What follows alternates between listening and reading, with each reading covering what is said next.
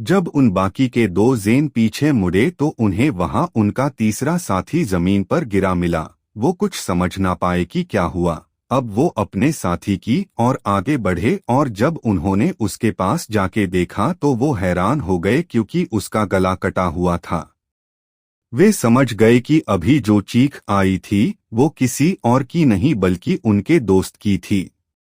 पर वो हैरान इस बात से थे कि यहाँ तो सब बेहोश है और यहाँ और कोई है भी नहीं। वो और कुछ समझ पाते कि तभी एक दूसरे ज़ेन का गला धड़ से अलग हो जाता है। अब ये देख वो आखिरी बचा ज़ेन अपनी शील्ड एक्टिवेट करता है। फिर वो डरते हुए पूछता है, कौन है यहाँ सामने आओ। तभी शिव अपनी इनविजिबल पावर ऑफ करके उसके सामने आता है। जब वो शिव को देखता है तो वो उसको मारने के लिए उस पे अपने कुछ जहरीले बॉल्स को उसकी ओर फेंकता है। शिव तुरंत अपनी शील्ड बुला के उसको वहीं पे हवा में रोक के वो दूर हो जाता है। फिर वो तुरंत अपनी तलवार से उस पे वार करता है, पर उसकी इनविजिबल शील्ड की वजह से वो बच जाता है। लेकिन शिव के वार से वो शील्ड टूट जाती है। अब वो ज़ेन ये देख कि वो उसे हरा नहीं पाएगा, वो वहां से भागने की कोशिश करता है। शिव एक चाबुक जैसी लंबी रस्सी निकालता है और उसके पैरों की ओर मारता है। जैसे वो उसके पैरों में लगती है वो वही गिर जाता है और वो वापस उठ पाता कि शिव बड़ी तेजी से उसके पास आके उसका भी सिर उसके धड़ से अलग कर देता है। अब तीनों ज़ेन को शिव ने मार दिया था पर वहां उसकी टीम बेहोश गिरी हुई थी। शिव ने कुछ मेडिसिन निकाली और सबके मुंह में डाल दी। जैसे मेडिसिन उनके मुंह में गई थोड़ी देर में उनको होश आने लगा। जब उनको होश आया तो उन्होंने देखा वहां पे वे 3 ज़ेन मरे हुए थे। फिर उन्होंने आस-पास देखा तो उन्हें वहां थोड़े दूर शिव उन लोगों की बैग का सामान देख रहा था। जब उन्होंने शिव को वहां देखा तो वे सारी बात समझ गए कि आखिर यहाँ क्या हुआ होगा। फिर संकेत धीरे से अपनी जगह से उठता है और शिव के पास जाके उन सबको बचाने के लिए शुक्रिया कहता है और आगे वो पूछता है कि तुम यहाँ कैसे आए। संकेत की बात सुन शिव कहता है, मैं मेरा काम खत्म करके जब टेंट में आया तो मुझे वहां कोई नहीं मिला तो मैंने तुम लोगों की लोकेशन चिप में देखी तो तुम सब मुझे एक ही जगह दिखे। मुझे लगा कहीं तुम लोग कोई मुसीबत में तो नहीं आ गए, इसलिए मैं तुम लोगों को ढूंढते यहाँ आ गया। संकेत ने कहा, तुम सही समय पे आ गए वरना हम लोग आज जिंदा नहीं बचते। शिव ने उसके कंठे पे हाथ रखते उसको शांत किया और उसने सबसे कहा, मैंने तुम लोगों से कहा था कि आप सब चौकन्ना रहना। अब जो ज़ेन से हमारा मुकाबला होने वाला है वो बहुत ताकतवर है, पर फिर भी आप लोग खुले में उन पे हमला करने आ गए। शिव की बात सुन के उनको थोड़ा बुरा लगा पर वो सब जानते थे कि शिव जो भी कह रहा है वो सही बात थी। और वे लोग इस बात से भी काफी हैरान थे कि जिन 3 ज़ेन को वे 12 होके हरा नहीं पाए शिव ने उन लोगों को अकेले ही मार डाला और वे सब शिव कितना ताकतवर है वो सोचने लगे। तभी शिव ने कहा, चलो अब हमें टेंट की ओर जाना चाहिए। उसकी बात सुन सब फिर खड़े हुए और जिन जिन लोगों ने ज़ेन को मारा था उन लोगों ने उनको स्कैन करके उनमें से जो अच्छे हथियार थे वो ले लिए, जिसमें अवनीत, तन्वी और पीयूष को इनविजिबल शील्ड भी मिली। शिव ने तो ऐसे 3 ज़ेन को मारा था और उन तीनों के पास 3 इनविजिबल शील्ड थी, पर उसके पास पहले से ही एक एडवांस शील्ड थी तो उसने वो शील्ड संकेत, हार्दिक और वंदन को दे दी। फिर अब वे सब वापस टेंट में आए और शिव जब मिस्टर विकस्ट से मिलकर जब वापस आ रहा था तो उसने कुछ सब्जियां जंगल में से लाया था वो उसे पकाने लगा। सबको लगा कि वो लोग कैप्सूल खाएंगे इसलिए कुछ ने तो कैप्सूल खा भी ली थी। जब तन्वी ने देखा शिव खाना पका रहा है तो उसने पूछा कि क्या ये खाना ठीक रहेगा, तो शिव ने कहा, मैं 2 महीने इसी जंगल में था और मैं ये सब ही खा रहा था।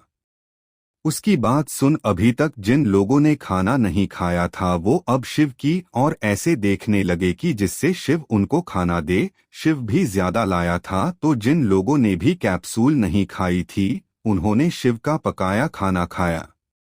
खाना खाने के बाद शिव ने उनसे कहा, हम जिन लोगों से लड़ रहे हैं उनके बॉस का नाम डोरादो है। वो यहाँ का सबसे ताकतवर ज़ेन है। कल तक उसे पता चल जाएगा कि उनके भेजे हुए आदमी मारे गए हैं, तो वे अब और चौंकाना हो जाएगा और शायद वो रात को भी यहाँ तलाशी करने आ सकते हैं। तो हमें संभाल के रहना होगा। मुझे जो इन्फॉर्मेशन मिली है उसके मुताबिक उसको हमला करने के लिए जो मशीन बनानी थी वो उसने बना ली है और बस उसका एक पार्ट ही बाकी है जो 1 हफ्ते में वहां पहुंच जाएगा। पर मुश्किल की बात यह है कि वो डायरेक्ट दूसरी सिटी से इस सिटी में टेलीपोर्ट होगा, तो हम उस पार्ट को रास्ते में ले नहीं पाएंगे। अवनीत ने इस बात पे कहा, तो अब हम कुछ नहीं कर सकते। तो शिव ने कहा, मेरे पास एक प्लान है। उसके मुताबिक हम में से आधे लोग उस दूसरी सिटी में जाएंगे जहां इस मशीन का पार्ट है और वे उसे इस जगह टेलीपोर्ट करें। उससे पहले हम उसे वहां नष्ट कर लेंगे जिससे ये मशीन कंप्लीट ना हो, और बाकी के आधे इस बिल्डिंग पे नजर रखेंगे क्योंकि हमने इनके इतने ज़ेन को मारा और सामान भी लिया है, तो उनका आगे का क्या प्लान है वो भी हमें पता चलना चाहिए। शिव की बात से सब एग्री होते हैं। फिर शिव कहता है, कल मेरे साथ कुछ लोग दूसरी सिटी आएंगे और बाकी कुछ लोग यही रह के यहाँ के बारे में मुझे अपडेट देंगे। जिसको मेरे साथ आना हो वो आगे आ जाए। शिव की इस बात पे अवनीत, संकेत, पीयूष, हार्दिक, वंदन, तन्वी, आकाश, नंदिनी आगे आए। दक्ष भी आगे आना चाहता था पर उसने देखा कि ध्रुव आगे नहीं आ रहा तो वो वहीं रुक गया। फिर शिव ने सबको देखा और कहा, इसके अलावा बाकी लोग यहाँ पे रह के उस बिल्डिंग के ऊपर नजर रखेंगे और ध्रुव में जब तक यहाँ पे ना आ जाऊं तब तक तुम इंचार्ज रहोगे यहाँ के। शिव की इस बात से सब हैरान हो गए, यहाँ तक कि ध्रुव भी। उसने सोचा नहीं था कि शिव उसकी एब्सेंस में उसे लीडरशिप दे देगा, पर वो इस बात पे मुस्कुराया। शिव ने फिर सबसे कहा, हमें कल सुबह 6 बजे निकलना है, तो आप सब अभी सो जाइए। फिर सब अपने अपने टेंट में चले गए। शिव के टेंट में शिव के अलावा पीयूष, हार्दिक, वंदन और संकेत था। जब वे सब अब सोने जा रहे थे तो शिव ने उनसे कहा, मुझे तुमसे एक बात करनी है, रुको। शिव की बात सुन वे चारों शिव की ओर देखने लगे। शिव ने धीरे से कहा कि पीयूष और संकेत, मैं चाहता हूँ कि तुम दोनों यही रुको। मैंने ध्रुव को देखा, वो हमारे साथ नहीं आ रहा, मतलब वो पक्का यहाँ रहकर कुछ करने की सोच रहा है। मैंने उसे लीडर भी इसीलिए बनाया ताकि उसके जो प्लान है वो वह आसानी से कर पाए। तुम दोनों यहाँ उस पे नजर रखना और वो जो यहाँ चीज करें मुझे तुम इन्फॉर्म करना, और अगर वो कोई बड़ी साजिश करें तो तुम तुरंत ये बटन दबा देना। ऐसा कह के उसने उनको एक बटन दिया। पीयूष और संकेत उसकी बात समझ गए और उन्होंने शिव की बात से एग्री किया। अगले दिन सुबह जब सब जाने के लिए तैयार हुए तो आकाश ने देखा कि संकेत और पीयूष दिख नहीं रहे। जब उसने ये बात शिव से की तो शिव ने कहा कि संकेत की तबीयत कल थोड़ी खराब थी और उसे थोड़ा आराम की जरूरत थी, इसलिए मैंने उसे यही रुकने को कहा। और अगर पीयूष भी हमारे साथ आता है और यहाँ कुछ हो जाएगा तो ध्रुव के बाद ये इनमें यही ताकतवर है तो वो उसका साथ देगा। इस बात पे ध्रुव कहता है, पर इसकी जरूरत नहीं है, मैं संभाल लूंगा। तो शिव ने कहा, मुझे पता है, पर इससे पहले जंगल में जो हुआ ऐसा दोबारा ना हो, इसलिए ये जरूरी है। और पीयूष भी कहता है कि मैंने ही शिव से कहा कि मैं यही रुकूंगा। अब ध्रुव कुछ नहीं कहता और उधर वे लोग अलविदा कह के जंगल में से गुजरने लगते हैं। वे लोग जंगल को पार करके यहाँ के दूसरी बड़ी सिटी कुआला की ओर जाने लगे।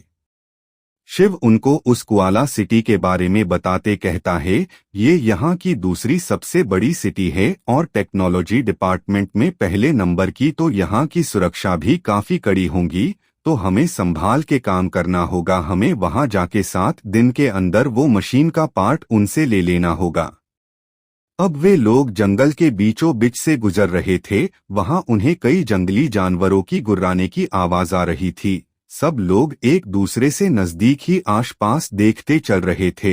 तभी नंदिनी ने शिव से पूछा कि हमें कुआला पहुंचने में कितना समय लगेगा। इस पे शिव ने कहा, हम कल सुबह तक कुआला पहुंच जाएंगे। इस पे सब चौंकते हुए बोले, क्या कल सुबह तक?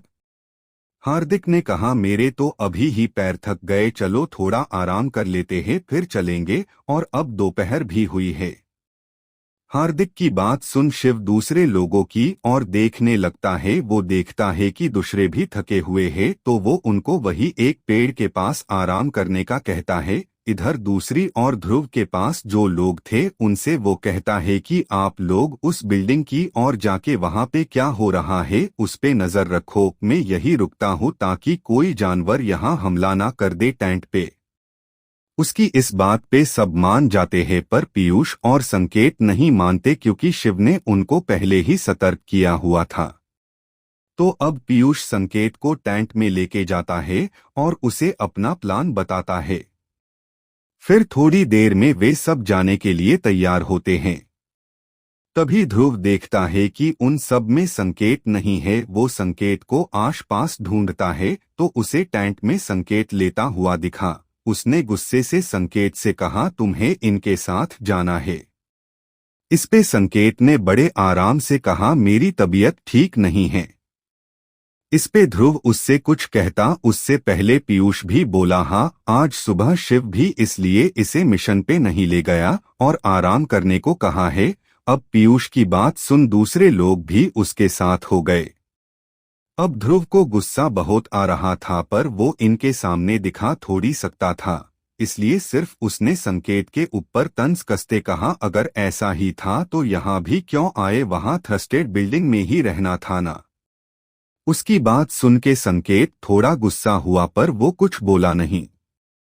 दूसरी ओर शिव लोग अभी आराम कर रहे थे कि उन्हें अपने आसपास की जमीन जोर जोर से हिलती लगी। तभी तन्वी खड़ी होने की कोशिश कर रही थी, जो जोर से नीचे गिर गई और तभी वो आवाज आनी बंद हो गई। सबको पता चल गया कि कोई बड़ा जानवर इस ओर से गुजरा, इस वजह से जमीन हिली और अब जो तन्वी गिरी हुई थी तो सब उस पे हंस रहे थे। ये देख तन्वी गुस्सा होते हुए वहां से जाने के लिए खड़ी होती है कि तभी वो एक जोर की चीख से नीचे वापस गिर जाती है। अब जो सब हंस रहे थे वो चुप होके तन्वी की ओर देखने लगे कि उसे क्या हुआ। अवनीत जब उसके पास गई तो उसने देखा कि तन्वी का दायां पैर सूज चुका है। उसने जैसे उसके पैर को छुआ वो दर्द से कराह उठी। अब अवनीत खड़ी हुई और सबसे कहा कि तन्वी को ऐसे अचानक जमीन पे गिरने से उसके दाएं पैर में मोच आ गई है, तो वो अब थोड़े टाइम के लिए बिल्कुल चल नहीं पाएगी। ये सुन सब शौक हो गए और सोचने लगे कि अगर हम ऐसे ही अब यही बैठे रहे तो वे दूसरे जेन लोग मशीन के पार्ट को डोराडो की ऑफिस भेज ना दे। सब लोग टेंशन में थे कि तभी शिव को एक आइडिया आया और वो बोला, कोई बात नहीं। जब शिव ने तन्वी की मोच को देखा तो फिर उसने कुछ सोचते हुआ कहा, मेरे पास अब दो ऑप्शन है। पहला तो हमें अब तन्वी को यही छोड़ के आगे बढ़ना होगा, और अभी शिव बात कर ही रहा था कि अवनीत और दूसरे लोग बोले, ये तुम क्या कह रहे हो, इसे अकेले कैसे छोड़ दे। शिव ने कहा, मेरी पूरी बात सुनो। दूसरा ऑप्शन ये है कि तन्वी को हम में से कोई अपनी पीठ पे उठा ले और हम आगे चलना जारी रखे। इस दूसरी बात से सब एग्री हो गए, पर वहां शिव के अलावा सबके पास बैगस थे। शिव सबको रास्ता दिखा रहा था और सुरक्षा कर रहा था, इसलिए उसका सामान उन लोगों ने रख लिया था ताकि शिव आसानी से अपना काम कर पाए। इसलिए अब शिव तन्वी से कहता है, तुम मेरे पीठ पे बैठ जाओ। इस बात पे तन्वी शर्मा गई और कहा, नहीं तुम लोग आगे बढ़ो, मैं यहाँ से थोड़ी देर में वापस चली जाऊंगी। इस बात से शिव समझ गया कि तन्वी को शर्म आ रही है, इसलिए शिव ने थोड़ा हंसते हुए कहा, चिंता मत करो, मैं तुम्हें नहीं गिराऊंगा। शिव की बात सुन सब लोगों के साथ तन्वी भी हंसने लगी और बोली, मेरा ये मतलब नहीं था। वो आगे कुछ कहती उस पहले शिव ने अपनी पीठ उसकी और झुकाते कहा, अब चलो। और शिव के साथ सब लोग भी तन्वी को फार्स करने लगे। अब तन्वी के शिव के पीठ पे बैठने के अलावा कोई ऑप्शन नहीं था। वो धीरे से उसके पीठ पे बैठ गई। अब वे सब खड़े हो गए और वापस से चलने लगे। शिव ने अभी तक जो ट्रेनिंग की थी उसकी वजह से उसे तन्वी का वेट बिल्कुल नहीं लग रहा था। वो बड़े आराम से तन्वी को उठा के चल रहा था और सच में भी तन्वी बहुत पतली थी। अब उन्हें चलते चलते 2 घंटे हो गए होंगे। तन्वी ने शिव से कहा, अब तुम मुझे नीचे उतार दो, अब मैं चल पाऊंगी। पर उसकी बात सुन के भी शिव रुका नहीं और चलना चालू रखा। जब वो चल ही रहे थे कि उन्हें फिर से जमीन हिलती लगी और अब तो वो जोर जोर से हिल रही थी। सब लोग अब रुक गए। वे लोग अच्छी तरह खड़े नहीं रह पा रहे थे, इसलिए सब धीरे से एक जगह बैठ गए। जब उन्होंने जमीन क्यों हिल रही है वो देखने के लिए आसपास देखा तो उनकी आंखें फटी की फटी रह गई। उधर दूसरी ओर पीयूष और दूसरे लोग जेन सिटी में उस बिल्डिंग के बाहर पहुंच गए जिसमें डोराडो था। वहां वे लोग छिप के आने जाने वाले लोगों पे नजर रख रहे थे। जब वे लोग उस ओर नजर रख रहे थे तो उनके पीछे से एक जेन जा रहा था। वो इनको देख लेता है। वो इनसे पूछता है कि तुम ऐसे छिप के क्या कर रहे हो। उसकी बात से दक्ष थोड़ा डर जाता है पर तुरंत तलवार को बुला के उसका गला काट देता है। लेकिन इसके गला काटने से पहले वो आदमी एक बार चीख लगा देता है जिससे इस बिल्डिंग के गार्ड थोड़ा चौंक जाते हैं और इस आवाज की और आगे बढ़ते हैं।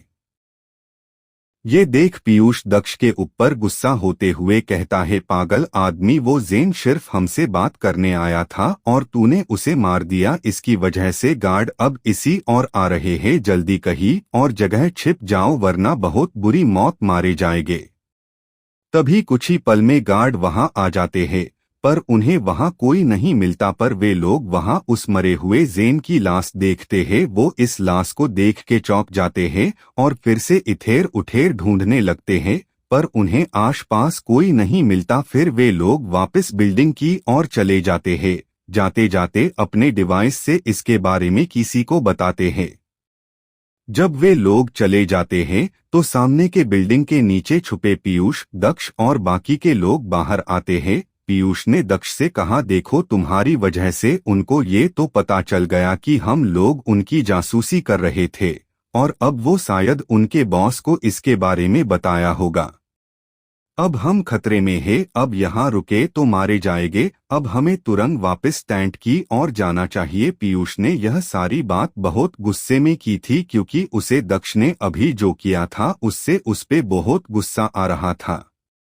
उधर संकेत अभी टेंट में सोया हुआ था। वो जब टेंट के बाहर ध्रुव को देखने बाहर देखता है तो उसे ध्रुव नहीं दिखता। संकेत सोचता है वो तो कह रहा था कि उसे तो टेंट की सुरक्षा करनी है जानवरों से, पर वो अब कहाँ चला गया।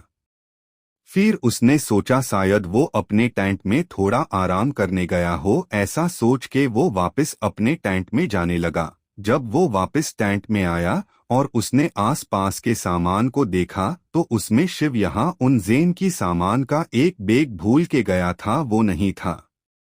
ये देख संकेत घबरा गया और सोचने लगा कि मैं जब सोया था तब तो बैग यही था, तो अब अचानक वो कैसे गायब हो गया। वो आगे कुछ सोचता उससे पहले उसे सारी बात समझ में आ गई। वो तुरंत ध्रुव के टेंट की और बिना कोई आवाज किए जाने लगा ताकि वो उसे रंगे हाथों पकड़ सके। जब वो धीरे से ध्रुव के टेंट के अंदर देखने के लिए टेंट को खोलने जाता है, इसे थोड़ी आवाज होती है जिससे ध्रुव समझ जाता है कि टेंट में कोई आ रहा है। वो तुरंत शिव की बैग जो अभी चेक कर रहा था उसको एक साइड पे फेंक देता है और सोने लग जाता है।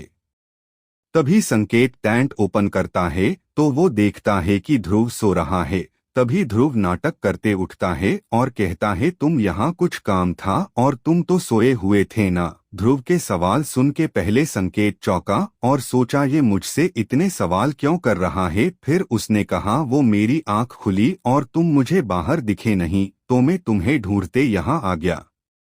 अब वो वापस जा ही रहा था कि उसे वो कोने में गिरी बैग दिख जाती है और वो वही रुकते ध्रुव से पूछता है, ये तो उस जेन की बैग है जो शिव ने ली थी। अब इस बात से ध्रुव चौंक जाता है क्योंकि वो अब सोचने लगा कि संकेत को वो क्या कहे। और तभी वहां एक साथ बहुत तेज पैरों की आवाज आने लगी। उससे उन दोनों को लगा कि कई जानवर यहाँ हमला करने आ रहे हैं। अभी तो वहां सिर्फ वे दो थे, इसलिए वे डरने लगे।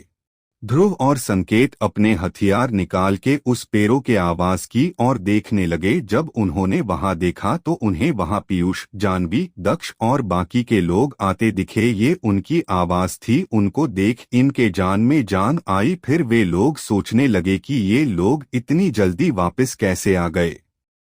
जब वे वहां आए तो संकेत और ध्रुव ने उनसे पूछा, क्या हुआ, तुम लोग इतने जल्दी वापस क्यों आ गए। इस पे पीयूष ने सारी बात उन लोगों बताई। इस बात से संकेत और ध्रुव दोनों दक्ष पे गुस्सा हुए, क्योंकि अब उन जैन को इतना तो पता चल गया होगा कि कोई उन पे चुपके से नजर रख रहे हैं। अब पीयूष बोला कि हमें ये बात जल्द से जल्द शिव से बात कर आगे क्या करना चाहिए उसके बारे में बात करनी चाहिए। उसकी बात सुन ध्रुव थोड़ा चिढ़ जाता है और बोला, शिव ने उसकी गैरहाजिरी में मुझे लीडर बनाया है तो सब मेरे आर्डर फॉलो करेंगे। उसकी बात सुन बाकी सब भी एग्री हो गए, क्योंकि शिव ने खुद सबके सामने कहा था कि ध्रुव जो आर्डर दे उसे फॉलो करना जब तक मैं वापस ना आऊं। तभी संकेत बोला, वो सब ठीक है, और ध्रुव तुम मुझे ये बात बताओ कि ये शिव की बाघ तुम्हारे टेंट में क्या कर रही है। जब ध्रुव ने देखा कि अब संकेत फिर से वही सवाल पूछ रहा है तो वो हड़बड़ा गया, और अभी तो वहां सब खड़े थे। जब सब ने ये बात सुनी तो सब बातें बनाने लगे ध्रुव के बारे में। यह देख ध्रुव अपना बचाव करते कहता है, वो तो संकेत तुम सो रहे थे तब मैंने सोचा कि ये बैग में कुछ कीमती होगा तो शायद मैं आसपास कहीं जाऊं और तुम सो रहे हो तो कोई जैन आके इसे हथिया ना ले, इसलिए इसे मैंने अपने साथ रखा ताकि ये सुरक्षित रहे।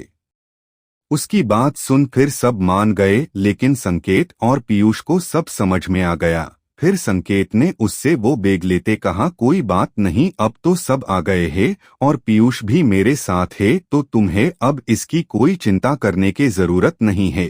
संकेत की बात सुन ध्रुव को गुस्सा आया, लेकिन वो सबके सामने मना भी नहीं कर सकता था, इसलिए उसने वो बैग उसे दे दी। दूसरी ओर जंगल में शिव और बाकी के लोग सामने देखते हैं तो उन्हें वहां एक नॉर्मल हाथी से 2 गुना बड़ा हाथी दिखता है, और इस हाथी के हमारे यहाँ के हाथी जैसे 2 दांत नहीं थे बल्कि उसके 8 दांत थे बड़े बड़े, और वो जैसे अपना एक कदम आगे बढ़ाता कि उसके आसपास की जमीन हिलने लगती। अब तो वो हाथी उनकी ओर ही आ रहा था। उसकी तेजी भी बहुत गजब की थी, और अभी तन्वी के पैर की मोच के कारण वे तेज भाग भी नहीं पाते। अब आगे क्या करें, वे लोग सोच ही रहे थे कि शिव अपनी एडवांस स्वॉर्ड बुलाता है और उसकी और तेजी से भागते उसके पैर पे वार करता है। जब उसकी तलवार हाथी के पैर पे लगी तो शिव को लगा उसका पैर कट जाएगा, लेकिन वहां सिर्फ एक छोटा सा स्क्रैच ही आया। ये देख सब हैरान हो गए। शिव समझ गया कि ये कोई मामूली हाथी नहीं है। फिर वहां अवनीत और हार्दिक ने भी साथ हमला किया, पर उनके हमले का तो कोई असर ही नहीं हुआ। अब वे सब बहुत मुश्किल में थे तो शिव ने एक उपाय निकालते कहा, अवनीत में इसका ध्यान मेरी ओर भटकता हूँ, तुम लोग ये मैप लो और सिटी की ओर निकलो। अवनीत ने कहा, पर तुम्हें कुछ हो जाएगा, तो इस पे शिव ने कहा, मुझे कुछ नहीं होगा एंड ये मेरा आर्डर है। हार्दिक, जो तुम्हारी बैग है वो यही रखो और तन्वी को अपनी पीठ पे बिठा लो। अब तो उस हाथी को जो स्क्रीच आया था वो भी अपने आप हिल होने लगा। जब शिव ने ये देखा तो उन लोगों को जल्दी से भागने को कहा, पर वे लोग साथ में शिव को भी भागने को कह रहे थे। शिव ने उनको समझाया कि उसे कुछ नहीं होगा, आप लोग जाओ, वो उन्हें आगे वे सिटी तक पहुंचे उससे पहले उनसे ज्वाइन हो जाएगा। वे लोग अब कुछ नहीं बोले, क्योंकि उनको भी पता था कि यहाँ से निकलना है तो इस हाथी को कंफ्यूज करना होगा, पर अभी भी हाथी उनकी ओर ही बढ़ रहा था। अगर वो भागते तो हाथी भी उनके पीछे भागता, इसलिए वो सही मौके की तलाश में पीछे हो रहे थे। शिव ने उनसे कहा, मैं जैसे भागो कहूँ तुम लोग बिना पीछे मुड़े भागना। इस पे वंदन बोला, तुम क्या करने वाले हो। शिव कुछ कहता उससे पहले वो हाथी उनके बिल्कुल करीब आ गया था। शिव ने अपने भागने की स्पीड एक्टिव की और वंदन लोगों के अपोजिट साइड चला गया। जब उस 8 दांत वाले हाथी ने शिव को देखा तो वो उसको मारने उस ओर मुड़ा। तभी शिव ने एक स्मोक बॉम्ब निकाल के वहां फोड़ दिया और वो धुआं सभी जगह हो उससे पहले कहा भागो। उसकी आवाज मिलते ही वे सब भागने लगे। उधर उस हाथी को कई पैरों की भागने की आवाज आई पर अब वहां धुआं हो चुका था इसलिए उसे कुछ दिख नहीं रहा था तो वो वहीं रुक जाता है और पीछे शिव को गुरने लगता है। यहाँ शिव भी उस हाथी को देख के हंस रहा था और मन में बोल रहा था चलो सब चले गए अब मैं भी यहाँ से निकल जाऊं। अगर सबके सामने पख निकालता तो वहाँ किसी एक को ही बचा पाता। अब मैं अकेला ही हूँ तो अब मैं भाग पाऊंगा। पर वो ये भी सोच रहा था कि उसने इतना तेज वार किया फिर भी इस हाथी को कुछ नहीं हुआ तो अगर वो इसे मार डाले तो मुझे शायद कोई अच्छा हथियार या कोई केमिकल मिल जाए। शिव ये सब सोच के खुश हो रहा था कि तभी उसके पेट पे उस हाथी की पूंछ लगती है और वो सीधा पीछे पेड़ के पास जाके टकरा जाता है। शिव अब उड़ने के लिए तैयार होता है कि वो हाथी अपने दांतों से उसके और बढ़ता है। शिव ने सोचा अगर अभी मैं उड़ने के लिए पख लूंगा तो इसके 8 दांत में से एक तो मुझे लग ही जाएगा। अब मैं क्या करूं? अब उस हाथी के दांत शिव के सीने में जाने ही वाले थे कि शिव ने तभी अपनी शीड को बुला दिया। जैसे शीड और उस हाथी के दांत के बीच तकरार हुई तो फिर वो हाथी वहीं रुक गया और तभी शिव की शीड में धीरे धीरे दरारें पड़ने लगी और फिर वो वहीं टूट गई। अब वो हाथी फिर से उस पे हमला करता। वो वहां से जंगल में जहां तन्वी लोग थे उसकी उल्टी दिशा में भागने लगा। वो हाथी भी उसका पीछा करने लगा। थोड़ी देर ऐसे ही भागने के बाद जब शिव को लगा कि अब तक अवनीत और बाकी सब बहुत आगे पहुंच गए होंगे तो इसने तुरंत अपने पख बुलाए और वो आसमान में उड़ने लगा। जब उस हाथी ने शिव को आसमान में उड़ता देखा तो वो चिल्लाने लगा पर वो उसे पकड़ नहीं पाया। फिर शिव ने अपने बो और एरो निकाला और उस पे मारा लेकिन वो एरो उसे लगते ही मुड़ गया और उसे कुछ ना हुआ। ये देख शिव हैरान हो गया और सोचा कि ये कितना ताकतवर है, इसे मारा कैसे जाए। फिर वो अपने दूसरे हथियार से इस पे हमला करता है। सारे हथियार को यूज करने पर भी वो उस जानवर को सिर्फ छोटी मोटी चोटें दे पाता था और वहां वो बुरी तरह थक चुका था। उस हाथी को तो देख के उसे थकान हो रही हो ऐसा तो लगता ही नहीं था। अब शिव ने आगे के अर्थ के हथियार यूज में लेने का सोचा। फिर उसने चिप में आगे की अर्थ का एक फोल्डर क्लिक किया पर वहां वो लॉक आ रहा था और उसके पास पासवर्ड भी नहीं था। अब शिव सोचने लगा कि मुझे क्या करना चाहिए। तब उसे मिस्टर विकस्ट की ट्रेनिंग याद आई। फिर उसने उसको जितनी मार्शल आर्ट आती थी वो सबको एक साथ किया और पूरी ताकत से उसने अपने हाथों से उस हाथी के सर पे वार किया। इस वार में शिव ने अपनी पूरी ताकत लगा दी थी इसलिए उसमें अब और ज्यादा हिम्मत नहीं बची थी। दूसरी ओर हाथी को भी इस बार बहुत जोर से हमला लगा था और इस हमले से वो वही जमीन पे गिर गया। जब शिव ने देखा कि वो हाथी जमीन पे गिरा हुआ है तो उसे लगा कि इसने हाथी को मार डाला इसलिए वो उसे चेक करने उसके पास जाता है। लेकिन जब वो पास जाके देखता है तो वो हैरान रह जाता है क्योंकि वो अभी भी जिंदा था। इस वार से वो सिर्फ बेहोश हुआ था। अब शिव ने वहां से भागने में ही भलाई समझी। फिर वो हाथी फिर से उठे उससे पहले वो अवनीत लोग जिस ओर गए थे उस ओर चलने लगा।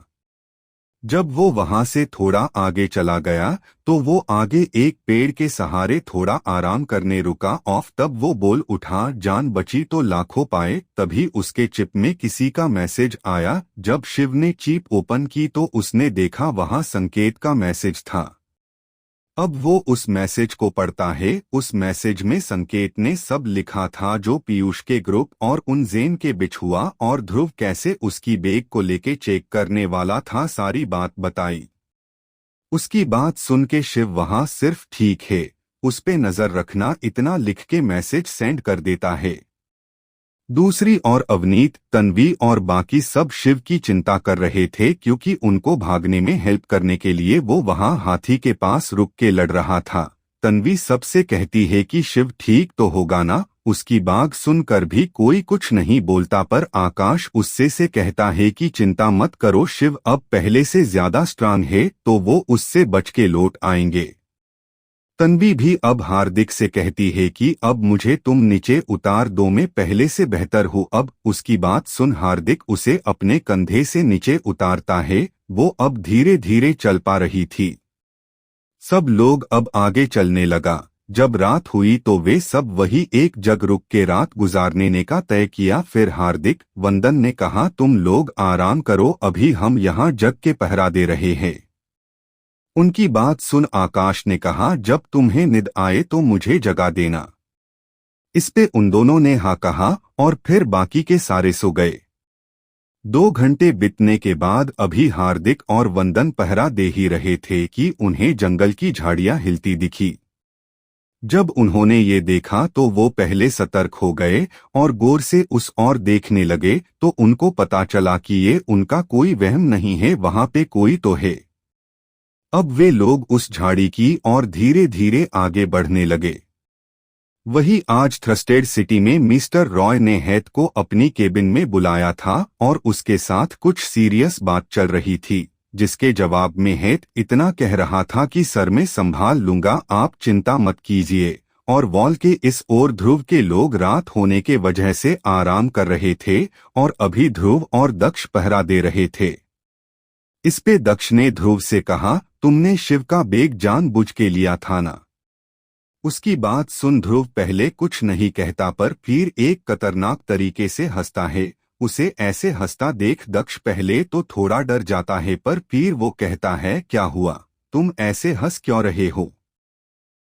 ध्रुव बिना कुछ कहे अपनी जेब में हाथ डालता है और उसमें से एक ट्रायंगल जैसी एक छोटी चीज बाहर निकालता है। उसको देख दक्ष तुरंत उससे पूछता है कि ये क्या है, तो इस पे ध्रुव कहता है कि वो पता नहीं, लेकिन पूरी बैग में सब जगह कुछ ना कुछ सामान रखा था पर इसके पास कोई सामान नहीं था और मुझे भी ये उन सब चीजों में खास लगी तो मैंने किसी को पता चले बिना इसको ले लिया। उसकी बात सुन दक्ष ने अपना हाथ आगे बढ़ाते कहा, जरा एक बार मुझे दिखाओ इसे, पर ध्रुव उसका हाथ झटकते हुए कहता है, बिल्कुल नहीं। इस पे दक्ष उसकी और थोड़ी गुस्से भारी नजरों से देखता है पर ध्रुव बिना डरे उसे आगे कहता है कि अगर तुमने ये बात किसी और को बताई तो कल का चांद तुम नहीं देख पाओगे। उसकी बात सुन दक्ष घबरा गया और कहा, मैंने कब कहा मैं किसी को इसके बारे में बताऊंगा।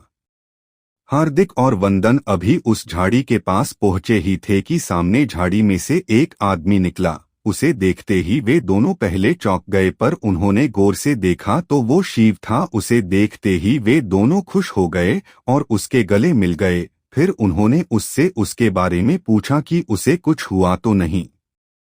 इस पे उसने उनको थोड़ा बहुत बताया कि वो कैसे वहां से बच के भाग आया। फिर वे उसको जहां तन्वी और बाकी लोग आराम कर रहे थे वहां ले गया और फिर उससे पूछा कि तुम कहीं से जख्मी तो नहीं होना। शिव ने मना किया तो वंदन ने उसे थोड़ा आराम करने को कहा। वो फिर वहां आकाश के पास जाके लेट गया। 2 घंटे बाद हार्दिक और वंदन ने आकाश और नंदिनी को पहरा देने को कहा और वे दोनों सोने लगे। जब वे दोनों उठे तो उन्होंने शिव को वहां देखा और उसके बारे में वंदन और हार्दिक से पूछा पर वे लोग सो चुके थे, इसलिए फिर उन्होंने सुबह होने का इंतजार किया। अगले दिन सुबह जब सब उठते हैं तब वे वहां शिव को सोया हुआ पाते हैं। वो इसके बारे एक दूसरे से पूछते हैं। तभी हार्दिक ने उनसे कल रात की सारी बात बताई। फिर वे लोग वहां थोड़े फ्रेश हो गए। तब तक शिव भी उठ गया था। जब वे लोग देखते हैं कि शिव उठ चुका है तो वे लोग उसके पास आते हैं और उससे कल के बारे में पूछने लगे। शिव उनको कल के बारे में बताता है और फिर उनसे अब कुआला सिटी की और आगे बढ़ने को कहता है। फिर वे लोग दोपहर तक चलते चलते उन्हें अब कुआला सिटी दिख रही थी। वो अभी भी सिटी से थोड़ा दूर थे लेकिन उनको वहां से भी कुआला सिटी की बड़ी बड़ी इमारतें दिख रही थी। जब वे सिटी के नजदीक आए तो वहां उन्हें गेट के पास एक स्कैनर मिला। उसको देख सब सोचने लगे कि आगे कैसे जाएं, क्योंकि उनके पास तो स्कैनर में स्कैन करने का कोई कार्ड था ही नहीं। अगर वो बिना स्कैन किए जाते तो अलर्ट अलार्म बजता और वहां दूसरे जेन लोग आके इनको पकड़ लेते।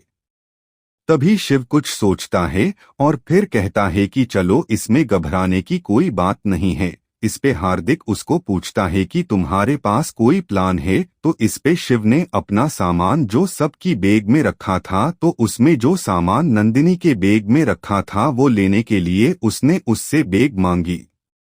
नंदिनी ने उसकी बैग उसे दी। शिव उसमें से 10 कार्ड निकाले। सब वो कार्ड देख के हैरान और खुश हो गए। उनको याद आता कि जब जंगल में 10 जेन उनको मिले थे, उनको खत्म करने के बाद उनका सामान शिव ने ले लिया था।